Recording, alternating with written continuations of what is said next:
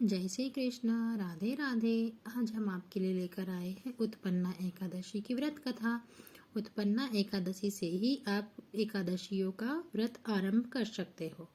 तो आज हम आपको सुनाएंगे उत्पन्ना एकादशी की कथा। यह एकादशी मार्गशीर्ष कृष्ण पक्ष एकादशी व्रत कथा है। मार्गशीर्ष महीने से चालू होंगी एकादशी। सूत जी कहने लगे, हे ऋषियों, इस व्रत का वृत्तांत और उत्पत्ति प्राचीन काल में भगवान कृष्ण ने अपने परम भक्त युधिष्ठिर से कही थी। वही सब मैं तुमसे कहता हूँ। एक समय युधिष्ठिर ने भगवान कृष्ण चंद्र से पूछा कि हे भगवान, एकादशी का व्रत किस विधि से किया जाता है और उसका क्या फल प्राप्त होता है। उपवास के दिन जो क्रिया की जाती है, आप कृपा करके मुझसे कहिए। यह वचन सुनकर श्री कृष्ण कहने लगे कि हे युधिष्ठिर, मैं तुमसे एकादशी के व्रत का महात्म्य कहता हूँ। तुम एकाग्रचित होकर सुनो। सर्वप्रथम हेमंत ऋतु में मार्गशीर्ष कृष्ण पक्ष एकादशी में इस व्रत को आरंभ करना चाहिए। दशमी को सायंकाल में भोजन करके अच्छी तरह से दातून आदि करे, जिससे अन्न का कोई अंश मुंह में न रह जाए। रात्रि को भोजन कदापि न करे, अधिक न बोले। एकादशी के दिन प्रातः 4 बजे उठकर सबसे पहले व्रत का संकल्प करे, जिसकी विधि कहते हैं अमुक संवत्सरे, संवत का नाम ले। मार्गशीर्ष मासे कृष्ण पक्ष पुण्य पूर्णनी एकादशी तिथि अमुक वासरे, वार का नाम ले। अमुक गोत्र उत्पन्नम, अपने गोत्र का नाम ले। अमुक नानोहम, अपने नाम का उच्चारण करके ब्राह्मण हो तो शर्माह, क्षत्रिय हो तो वर्माह, वैश्य हो तो गुप्तोह और क्षुद्र हो तो दासोह कहे। सकल जन्म जन्मांतर जिनातिन यानी पापिन तेषाम शर्मनाथ एकादशी व्रतमहम करिष्यते। इसके पश्चात शौच आदि से निवृत्त होकर नदी, तालाब, बावड़ी या कुएं पर जाकर मिट्टी आदि लगाकर इस मंत्र को पढ़ता हुआ अश्वक्रांते रथक्रांते विष्णुकार्ते वसुंधरे उद्धात्पी वराहेन कृष्णेन शतबाहुना। मृतके हर में पापम यन्मयाम पूर्व संचितम त्वा हरतेन पापेन गच्छामि परमाम गतिम। शुद्ध जल से स्नान करे। व्रत करने वाला चोर, पाखंडी, परिस्त्रीगामी, निंदक, मिथ्याभाषी तथा किसी प्रकार के पापी मनुष्य से बात न करे। स्नान के पश्चात धूप, दीप, नैवेद्य आदि 16 चीजों से भगवान का पूजन करे और रात को दीपदान करे। ये सब कर्म भक्ति और श्रद्धा युक्त होकर करे। रात्रि को सोना व प्रसंग नहीं करना चाहिए। सारी रात्रि भजन कीर्तन आदि करना चाहिए और जो कुछ पहले जाने अनजाने में पाप किए हो उनकी क्षमा मांगनी चाहिए। धर्मात्मा पुरुषों को कृष्ण पक्ष तथा शुक्ल पक्ष दोनों एकादशियों को समान समझना चाहिए। जो मनुष्य ऊपर लिखी विधि के अनुसार एकादशी का व्रत करते हैं, उन्हें शंखोद्वार तीर्थ में स्नान करके भगवान के दर्शन करने से जो फल प्राप्त होता है, वह एकादशी व्रत के 16वें भाग के भी समान नहीं है। व्यतिपात के दिन दान देने का लाख गुना फल होता है।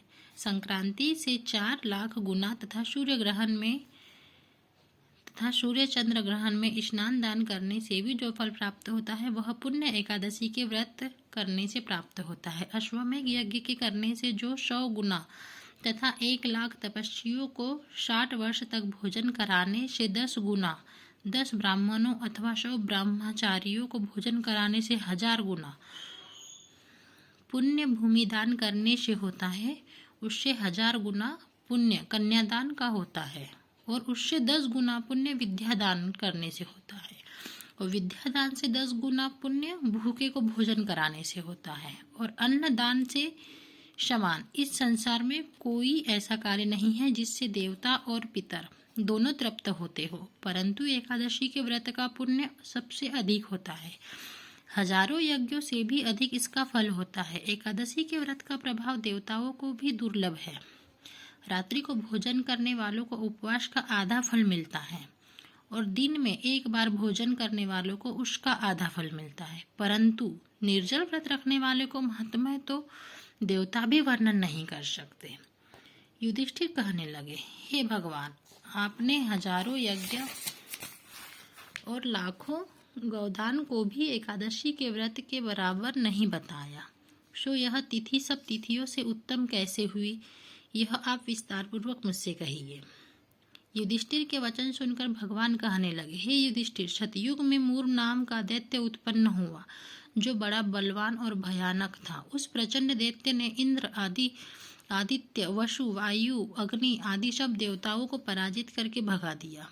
तब इंद्र सहित सब देवताओं ने भयभीत होकर शिवजी महाराज से अपने दुख का सब कारण तथा दैत्य का वृत्तांत कहा और बोले कि हे कैलाशपति, मूर दैत्य से भयभीत होकर सब देवता मृत्यु लोक में फिर रहे हैं। तब शिवजी कहने लगे कि हे देवता, तीनों लोकों के स्वामी, भक्तों के दुखों का नाश करने वाले भगवान विष्णु की शरण में जाओ, वही तुम्हारे दुखों को दूर कर सकते हैं। शिवजी के ऐसे वचन सुनकर इंद्रादि सब देवता क्षीर सागर में पहुंचे। वहां भगवान को शयन करते हुए देखकर इंद्र हाथ जोड़कर उनकी स्तुति करने लगे कि हे देवताओं द्वारा स्तुति करने योग्य प्रभु, आपको बारंबार नमस्कार है। देवताओं की रक्षा करने वाले मधुसूदन, आपको नमस्कार है।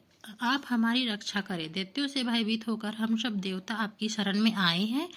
आप इस संसार के कर्ता, माता पिता, उत्पत्ति तथा पालन करता है, संहार करने वाले हैं, सबको शांति प्रदान करने वाले हैं। आकाश और पाताल भी आप ही हैं। सबके पितामह ब्रह्मा, सूर्य, चंद्र, अग्नि, सामग्री, होम, आहुति, मंत्र, तंत्र, जप, यजमान, यज्ञ, कर्म, कर्ता, भोक्ता भी आप ही है। आप सर्वव्यापक है। आपके सिवा तीनों लोकों में चर तथा अचर कुछ भी नहीं है। हे भगवान, दैत्यों ने हमको जीतकर स्वर्ग से भ्रष्ट कर दिया और सब देवता इधर उधर भागे भागे फिर रहे हैं। आप उन दैत्यों से हम सबकी रक्षा करें। इंद्र के ऐसे वचन सुनकर भगवान विष्णु कहने लगे कि हे इंद्र, ऐसा मायावी दैत्य कौन है जिसने सब देवताओं को जीत लिया है? उसका क्या नाम है? उसमें कितना बल है और किसके आश्रय में है तथा उसका स्थान कहाँ है? यह सब मुझसे कहो। भगवान के ऐसे वचन सुनकर इंद्र बोले, भगवान, प्राचीन समय में एक नाड़ीजंग नामक राक्षस था। उसके महापराक्रमी और लोक विख्यात मूर नाम का एक पुत्र हुआ। उसकी चंद्रावती नाम की नगरी है। उसी ने सब देवताओं को स्वर्ग से निकालकर वहां अपना अधिकार कर लिया है। वह इंद्र, अग्नि, वरुण, यम, वायु, ईश, चंद्रमा, नेत्रवत आदि सबके स्थान पर अधिकार करके और सूर्य बनकर अप ही प्रकाश करता है। वह स्वयं मेघ बन बैठा है और सबसे अजेय है। असुर निकंदन, उस दुष्ट को मारकर देवताओं को अजय बनाइए। इंद्र के ऐसे वचन सुनकर भगवान कहने लगे कि हे देवताओं, मैं शीघ्र ही तुम्हारे शत्रु को संहार करूंगा। तुम चंद्रावती नगरी को जाओ। इस प्रकार वह कहकर भगवान सहित सब देवताओं ने चंद्रावती नगरी की ओर प्रस्थान किया। उस समय दैत्यपति मूर दैत्य सेना सहित युद्ध भूमि में गरज रहा था। उस बलवान असुर की गर्जना सुनकर सब देवता भय के मारे चारों दिशाओं में भागने लगे। जब स्वयं भगवान रणभूमि में आए तो दैत्य उनको देखकर अनेक प्रकार के अस्त्र शस्त्र तथा आयुध लेकर दौड़े। भगवान ने उसको आता देखकर सर्प के समान अपने बाणों से उसके शरीर को बींध डाला। बहुत से दैत्य उनके हाथों से मारे गए। केवल एक मूर ही जीवित बचा था। वह अविचल भाव से भगवान के साथ युद्ध करता रहा। भगवान जो भी तीक्ष्ण बाण उसके शरीर में मारते, वह उसके लिए पुष्प के समान हो जाते। अस्त्रों के प्रहार से उसका शरीर छिन्न छिन्न हो गया था, परंतु वह फिर भी युद्ध करता रहा। अब वे आपस में मल्ल युद्ध करने लगे और 10,000 वर्ष तक उनका मल्ल युद्ध होता रहा, परंतु वह दैत्य भगवान से पराजित न हुआ। तब भगवान विष्णु युद्ध से थककर बद्रिकाश्रम चले गए और वहां पर एक हेमवती नाम की सुंदर गुफा थी। उसमें विश्राम करने के लिए उसके अंदर प्रवेश कर गए। यह गुफा 12 योजना लंबी थी और उसका एक ही द्वार था। विष्णु भगवान वहां जाकर सो गए। वह दैत्य उनको सोया हुआ देखकर मारने के लिए उद्यत हुआ। वह अभी मारने का प्रयत्न कर ही रहा था कि उनके शरीर से एक अत्यंत प्रभावशाली सुंदर कन्या अस्त्र शस्त्र धारण किए हुए उत्पन्न हुई और दैत्य के सामने आकर युद्ध करने लगी। वह दैत्य उस बलवान कन्या को देखकर आश्चर्यचकित होकर उसके साथ युद्ध करने लगा। उस कन्या के ऐसे भयानक पराक्रम को देखकर दैत्य विचारने लगा कि इस कन्या को किसने बनाया है जो ऐसा भयानक युद्ध कर रही है। वह ऐसा विचार कर ही रहा था कि उस महादेवी ने उस बलवान दैत्य के रथ को चूर चूर कर दिया था, उसके अस्त्र शस्त्र को काट कर टुकड़े टुकड़े कर दिए। तब वह दैत्य महान क्रोध करके मल्ल युद्ध करने लगा, परंतु देवी ने उसको धक्का मारकर मूर्छित कर दिया। जब वह दैत्य मूर्छा से जागा तो उस देवी ने उसका सिर काट डाला। इस प्रकार वह दैत्य जो पृथ्वी पर गिरकर मृत्यु को प्राप्त हुआ और बाकी दैत्य डर के मारे पाताल लोक को भाग गए। जब भगवान विष्णु की निद्रा टूटी तो उन्होंने मूर दैत्य के कटे हुए सिर व दोनों हाथ जोड़कर खड़ी हुई कन्या को देखा। तब भगवान उस कन्या से पूछने लगे कि हे देवी, जिस दैत्य से इंद्रादि सब देवता भयभीत होकर स्वर्ग में भाग गए हैं उसको किसने मारा? वह कन्या कहने लगी कि हे भगवान, जब आप निद्रा में थे तब वह दैत्य आपको मारने के लिए उद्यत हुआ।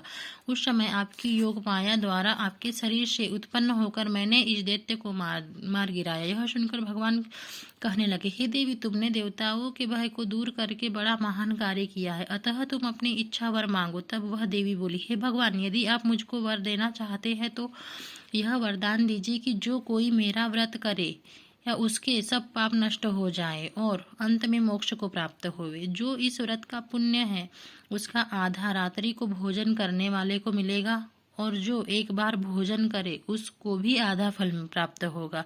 जो मनुष्य भक्तिपूर्वक मेरे व्रत में एक बार भी भोजन न करे उसको धर्म, धन और मुक्ति प्राप्त होगी। भगवान कहने लगे कि हे कल्याणी, ऐसा ही होगा, मेरे और तुम्हारे भक्त एक ही होंगे और वे अंत में मोक्ष को प्राप्त करके मेरे लोक को प्राप्त होंगे। क्योंकि तुम एकादशी को उत्पन्न हुई हो अतः तेरा नाम एकादशी ही होगा। तुम मुझको सब तिथियों से प्रिय हो, इस कारण तुम्हारे व्रत का फल सब तीर्थों से भी अधिक फल देने वाला होगा। ऐसा कहकर भगवान अंतर्ध्यान हो गए और प्रभु से उत्तम वचनों को सुनकर एकादशी अत्यंत प्रसन्न हुई। भगवान कृष्ण कहते हैं कि हे युधिष्ठिर, सब तीर्थों के फल से एकादशी का फल सर्वश्रेष्ठ है। एकादशी व्रत करने वाले को मोक्ष पद देता हूँ, उसके शत्रुओं का नाश एवं समस्त विघ्नों को नष्ट करता हूँ। यह मैंने तुमको एकादशी की उत्पत्ति का सब वृत्तांत बताया है।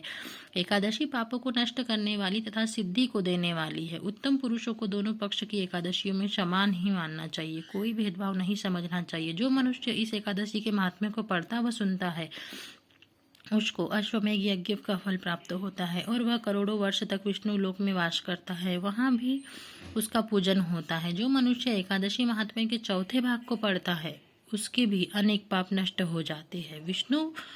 विष्णु धर्म के बराबर दूसरा कोई धर्म नहीं है और एकादशी व्रत के समान और दूसरा कोई व्रत नहीं है। तो यहाँ पर आज हमारी उत्पन्ना एकादशी की कथा समाप्त हुई।